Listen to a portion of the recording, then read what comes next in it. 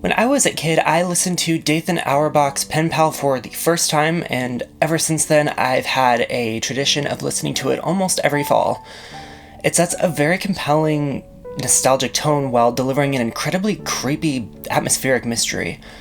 In spite of that, I wouldn't call Penpal a masterpiece. The story is plagued by a scattershot timeline that Auerbach never fully integrates. Penpal is laid out as a series of chapters, each describing a different memory from the narrator's childhood, and the last chapter ostensibly serves to give additional context to those memories and then tie them together in a conclusion. While I was writing this video, I looked up what reviewers had to say about Penpal, and most of them seemed to agree that they liked the atmosphere but were confused by the disjointed presentation of the main character's memories.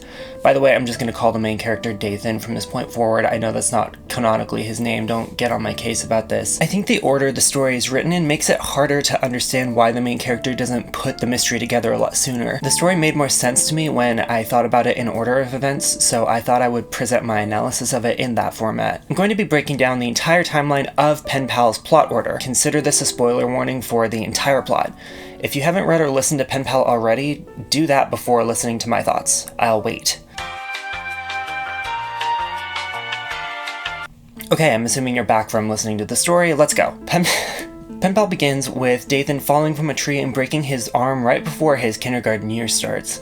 His mom gets him a cat to help him feel better, I guess. He starts kindergarten and hits it off with another boy named Josh, and they quickly become best friends because they have the same Ninja Turtles lunchbox. Dathan's kindergarten teacher introduces a class project, the most astronomically unsafe project I've ever heard of, I might add, to have the students write a letter to a pen pal, put a Polaroid of themselves in the envelope with the letter, attach it to a balloon, and just let it fly and hopefully be intercepted by a stranger who would ideally write back. I know stranger danger wasn't a pronounced concept as much as it is today, and that the school in story put certain safeguards to keep kids from being in danger, but as a former school employee, I still cannot fathom how not only a teacher came up with such a hilariously bad idea, but that no one in the school faculty saw how potentially sideways such a plan could go. Anyway, Dathan also includes a dollar bill in his balloon letter on which he writes 4 stamps because he's a child who thinks that's necessary, and seriously, why did his teacher think this idea was a good one? So Dathan starts getting a bunch of Polaroids in response to his balloon letter. The story explicitly informs you, the reader, that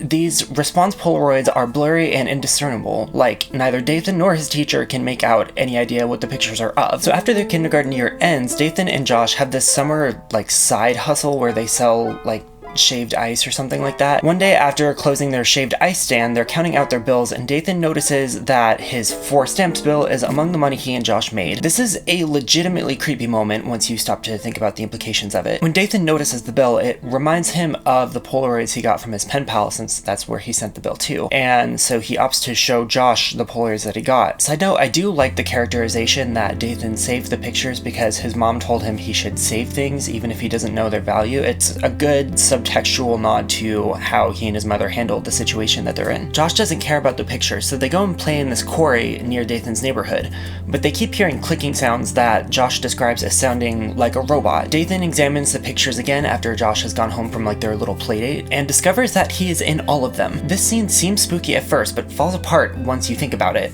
How did both Dathan and his teacher manage to not notice Dathan's appearance in the 50+ pictures that the pen pal sent to him until now, when it was a conveniently revelatory moment for the story? Did the teacher not actually look at the pictures before passing them off to Dathan?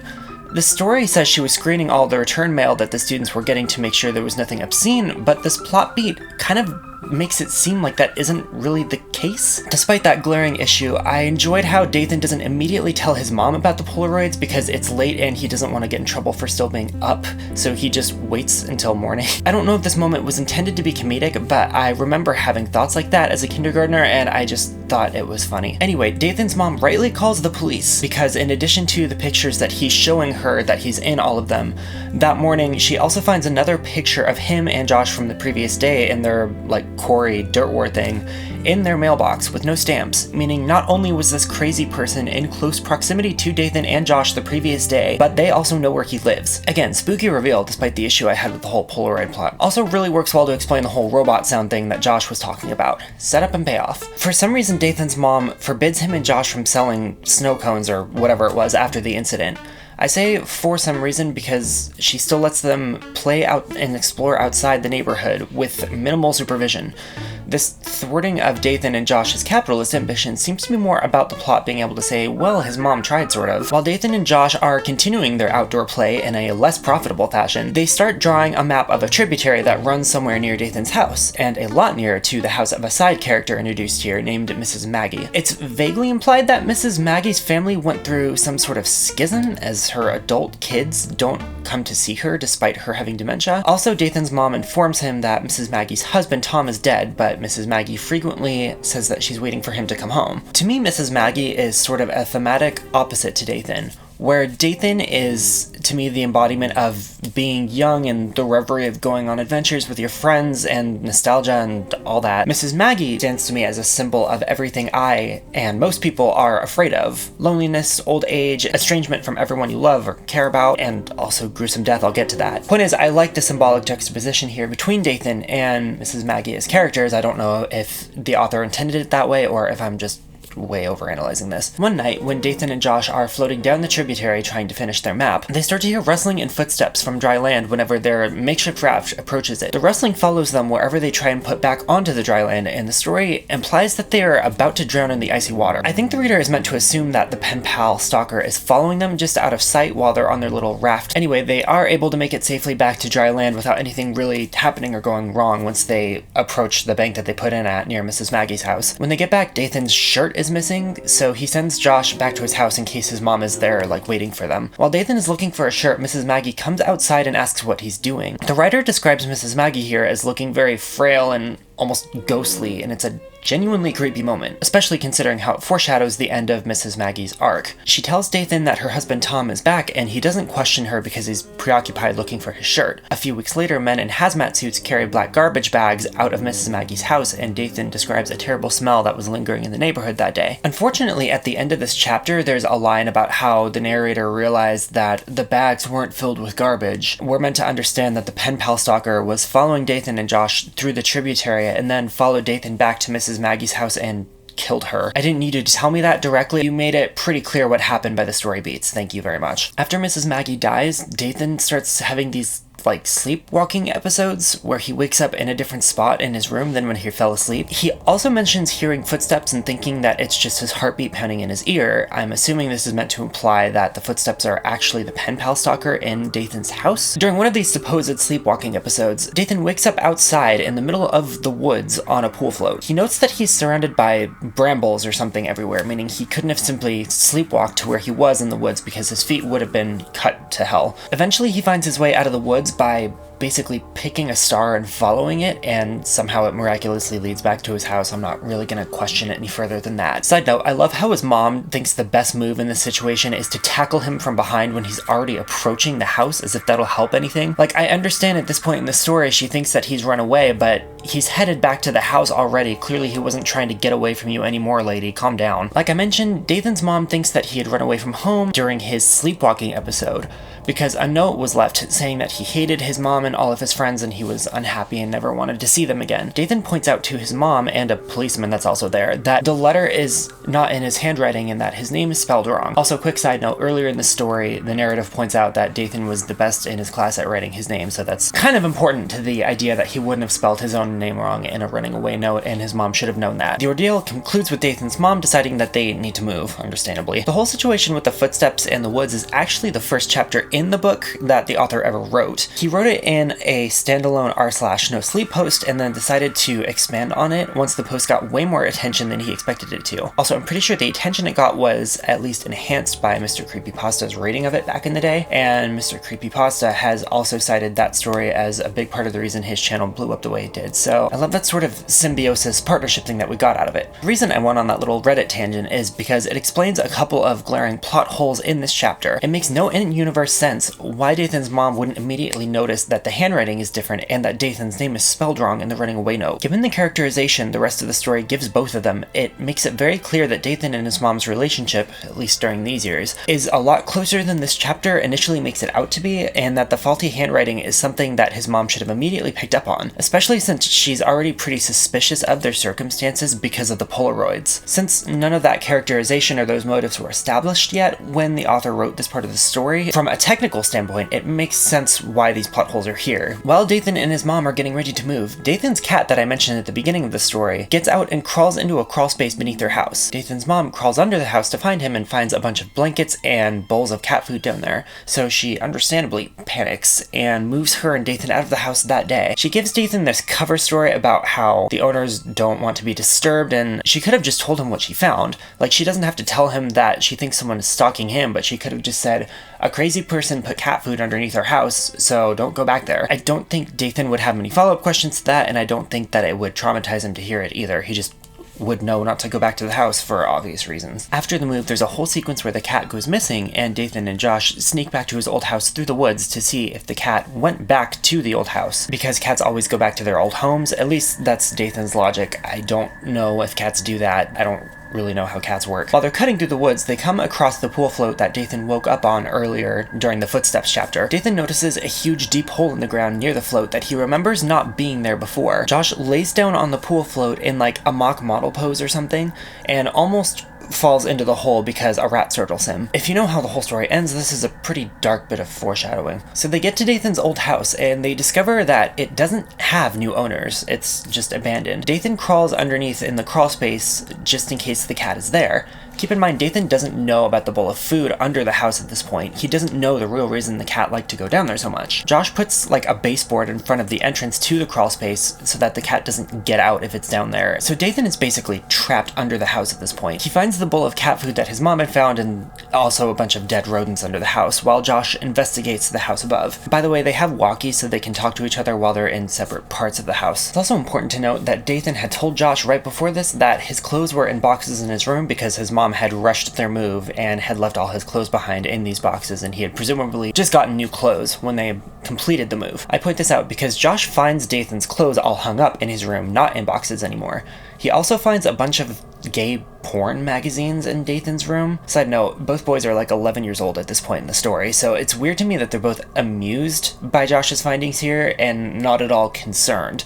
At this point, Dathan has discovered that his mom lied to him about the house not being abandoned. He knows that Josh has discovered his room is not in the state he left it in, and Dathan is surrounded by dead animals under the house. Josh's walkie suddenly cuts out, like it goes completely silent. Then he whispers something over the walkie about a man carrying a garbage bag that's moving. Dathan hears a scuffle in the house above him, and he hears Josh scream and then hears a man screaming back at him. Dathan panics and tries to kick the baseboard out so that he can get out of the crawl space, and then Josh suddenly appears and pulls Dathan out of it. The sequence is a really good climactic horror moment, but it also doesn't really make sense once I started thinking about it more. The story never explains how Josh escaped the man. Josh drops his walkie somewhere in the house and says afterwards that the man took his picture while he was inside, and then they just ran back to Josh's dad's house. They never discuss what happened in further detail. Dathan never asks for any more information about the man that Josh saw or what else he saw in the house, and the narrative sort of suffers for this later in ways that I'll get back to in the end. To add insult to injury,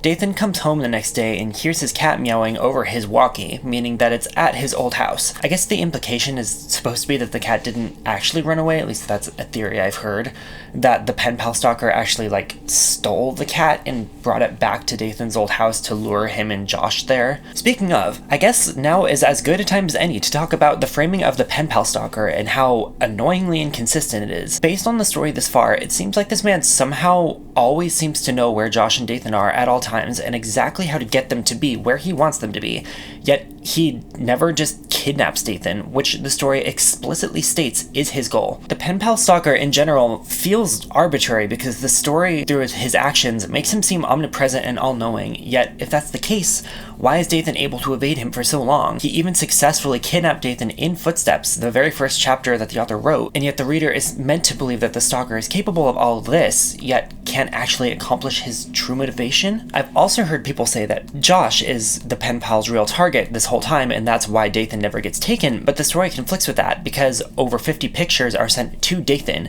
The pictures are of Dathan. Dathan's cat is the one that the pen pal presumably stole. Josh isn't the target, and that makes pen pal's next actions, the ones after the cat thing, make even less sense. After the cat incident, the pen pal starts doing the weird footsteps-esque stalker things that he was doing to Dathan to Josh, breaking into Josh's house after he's asleep and depositing him in different locations in his house for some reason. Josh is implied to get like CPTSD from this and the cat incident and starts hanging out with Dathan less as a result.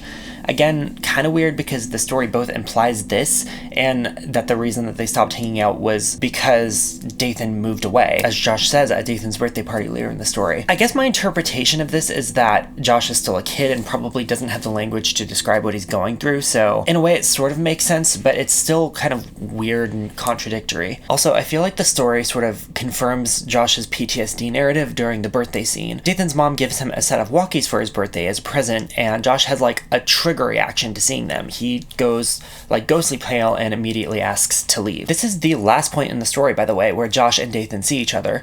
Shortly afterwards, Josh turns 13 and is abducted by the pen pal man. I have to say I have mixed feelings about the rest of the story from this point on. On the one hand, the story is less compelling because Dathan and Josh's dynamic is gone, and that is a big part of what powers the intrigue of the story. On the other hand, I think it might have been the author's intention. Hear me out. Have you ever lost like a super close friend? It gives you this sense of like emptiness, and things that you used to do together aren't as compelling when you go to explore doing them yourself. There's this moment in the story where Dathan calls Josh's house for his sister, which sends him into this nostalgic spiral about how he misses Josh. It's very effective, honestly. Anyway, the story calms down from Dathan's perspective until he's like 15. He goes to a dive theater and runs into Josh's sister, Veronica, at a midnight showing of some horror movie. They have this believably flirty conversation and set up an informal date for the theater's next midnight showing. On the night of, Dathan walks to the theater from a nearby friend's house and is stalked by a car with a crack in the windshield until he gets to the theater. He and Veronica watch the movie and then have a conversation outside the theater in the adjacent mall. While they're outside, he notices the car with a cracked windshield from earlier in the parking lot, but he just assumes that it's a theater employee.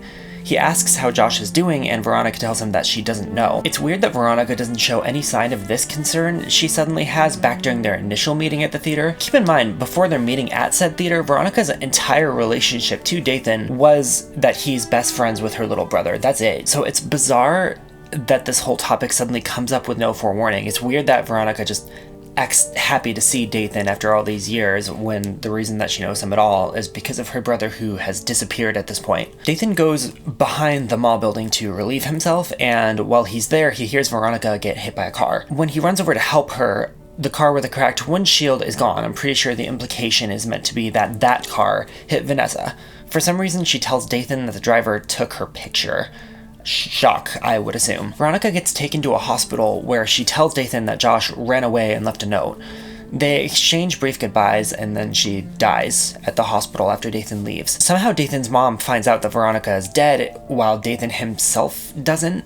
Also, the pen pal stalker somehow managed to get into Veronica's hospital room and steal her phone, and he uses it to text Dathan and lead him to believe that Veronica is still alive. I should point out that the story specifically states that Dathan went to Veronica's hospital room and left her phone with her there, meaning that the pen pal stalker somehow got into said hospital room and stole her phone from her without anyone noticing. The texting goes on for a few weeks until Dathan invites who he believes is Veronica to another showing at that same dive theater where she just got hit by a car, which, come on man, read the room. Anyway, he goes and some weird man sits in the seat where Dathan had saved for Veronica. The way this scene plays out is unintentionally hilarious to me. Like, this lumbering man sits next to Dathan. Dathan tells the man that the seat is taken, and the man just sits there staring straight ahead in like a catatonia, completely ignoring him. Dathan does not try to get his attention again. He does not leave. Then when the movie's over, both Dathan and the man just leave without acknowledging each other. After this, Dathan tells his mom about how Veronica stood him up, and his mom is rightly like,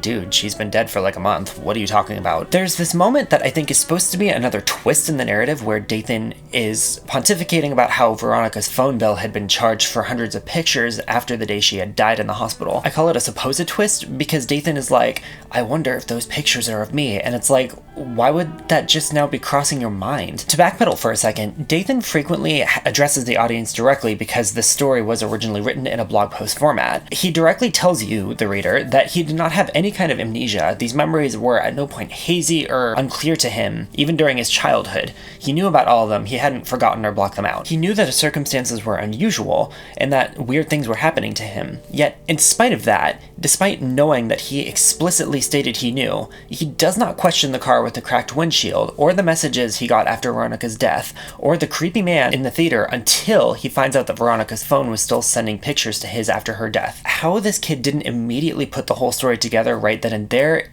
at this point is beyond me. The story even makes it clear that his mother had put it all together by now.